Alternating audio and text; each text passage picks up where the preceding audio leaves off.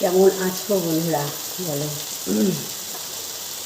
ভালো আছি, চলে যাচ্ছে আর কি। আজ তো রান্না বসিয়ে দিয়েছি।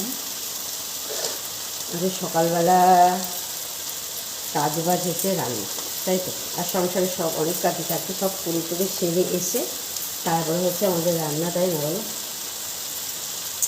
তবে রান্না করতে কিন্তু ভালোই বাসি, খুবই ভালোবাসি। দেখো তো আমার ভিডিও তোমরা, তারপরে ছবি পোস্ট করি।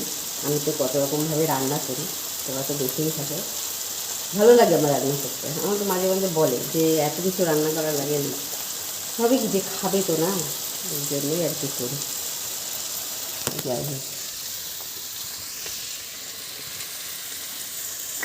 রান্না করছি বাঁধাকপি আর এই যে পটল, আলু পটল, আলু পটল আর এই বাঁধাকপি, তো এই রান্না করছি। যে দুপুরের খাওয়া দাওয়া ছেলেকে খেতে দিয়েছি, আর ওর বাবা এখনও আসেনি। আমরা দুজনে একসাথে খাবো।